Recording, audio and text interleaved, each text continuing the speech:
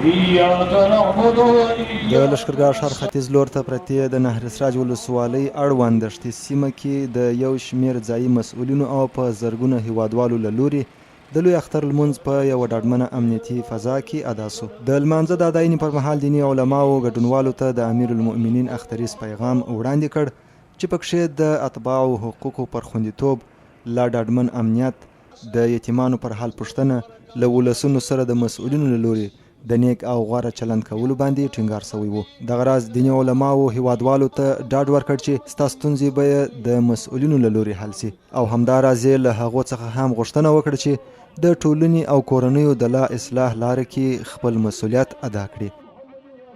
اسلامي امارت د یتیمانو، کونډو، معلولینو او مسکینانو د حقوقو تامین او د مرستې ته کلک ژمنتیا لري. دغه راز په شتمنو افغانانو غږ کوو چې بېوزله خلک او یتیمان هېر نه کړئ، د هغوی پالنه او مرستې ته پوره توجه وکړئ. په داسې ورځو کې باید هر مشر، د کور مشر، د مسجد مشر، د ناحیې مشر، یا د حوزې مشر، برازه د ولسوالۍ د ولایت مشر تر لوی مشر پورې دا بس په موږ کې دا غواړي ضرور دی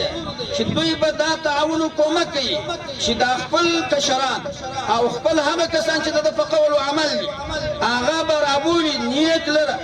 او د بدو څخه به منع کوي. بلخوا د سیمې اوسیدونکي د اختر په ورځو کې ځایي مسؤلینو او مجاهدینو هڅې ستایي او له کورنیو غواړي چې د اختر په ورځو کې خپل کشران د بې ځایه او عبث کارونو څخه راوګرځوي.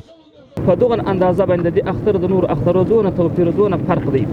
په دې خاطر باندې چې نور اخترو ته به مسلمانان نس ورتللی، د عیدګاه لمونځ به چا نسو کولی، په ډېر نفستنګۍ باندې وه. نن الحمدلله اسلامي نظام دی که هر څوک پر هره لار باندې که د شپې رواني که د ورځې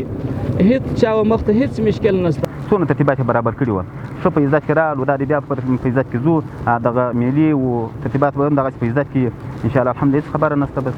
د یادونې وړ ده چې لښکرګاه ښار کې د لوی اختر د لمانځه د اداینې لپاره د ښار په بېلابېلو برخو کې ځایونه ټاکل سوي وو چې په یوه ارامه فضا کې په لسګونه زره هلمندي ولسونو د اختر لمونځ ادا کړ.